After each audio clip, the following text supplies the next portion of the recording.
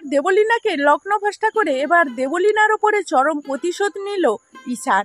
যে মুহূর্তে ইন্দ্রাণী বলতে থাকে যে দেবলীনা, এবার তুমি ডিসাইড করো তুমি এই বাড়ির বউ হতে চাও, তোমার উপর কোনো রকম কোনো প্রেশার ক্রিয়েট করতে আমি অন্তত চাই না। তখনই দেবলীনা মা বলতে থাকে না না, আর ও আমার মেয়ে অনেকটা ছেলে মানুষই করে ফেলেছে, ওর এত বড় শর্ত কুসুমকে দেওয়া উচিত হয়নি, আমার আসলে মা হয়ে মেয়েকে বোঝানো উচিত ছিল। কুসুম মা, আমি তোমাকে বলছি যা কিছু হয়েছে তার জন্য তুমি ক্ষমা করে দাও।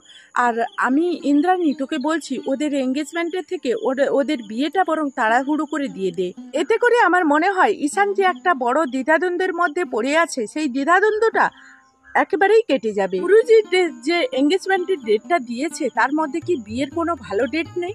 তখনই ইন্দ্রাণী বলতে থাকে দেখ জয়িতা, যে বিয়ের ডেট নেই ঠিক আছে, এতে করে কিন্তু আমরা ওদের রেজিস্ট্রি ম্যারেজটা শেষ করে নিতে পারি। তখনই জয়িতা বলতে থাকে হ্যাঁ এটাই ঠিক হবে, তাহলে ওরা কিছুটা সময় একে অপরের সঙ্গে কাটানোর সুযোগ পেয়ে যাবে আর ওরা হয়তো একে অপরকে মানিয়ে নেওয়ার চেষ্টাও করবে।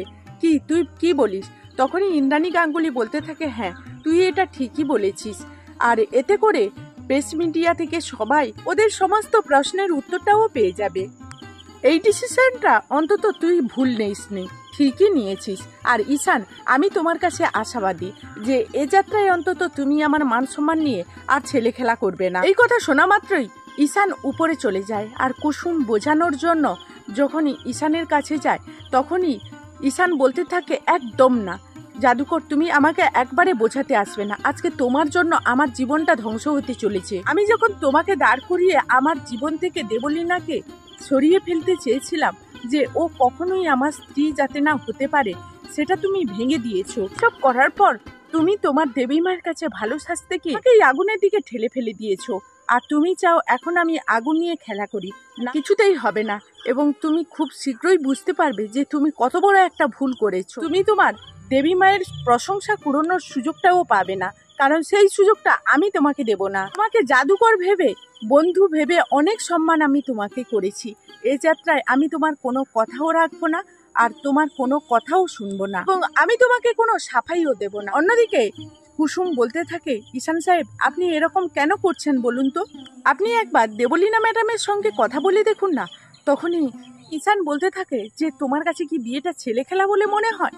তোমার জীবনে যে ঘটনাটা ঘটেছে জাদুকর, তুমি খুব ভালো করে শুনে রাখো, সেই ঘটনাটা যদি আমার জীবনে ঘটে আমি কিছুতেই সেটাকে মেনে নিতে পারবো, আর তোমার মতো আমি ঘুরে দাঁড়াতেও পারবো না। তাই আমি বলছি তুমি আমার জীবন থেকে সরে যাও, আমার যেটা ভালো হবে আমি সেটাই করব। তো বন্ধুরা, এই ছিল কুসুম ধারাবাহিকের নতুন আপডেট। এখনকার মতো বিদায় নিচ্ছি, টাটা।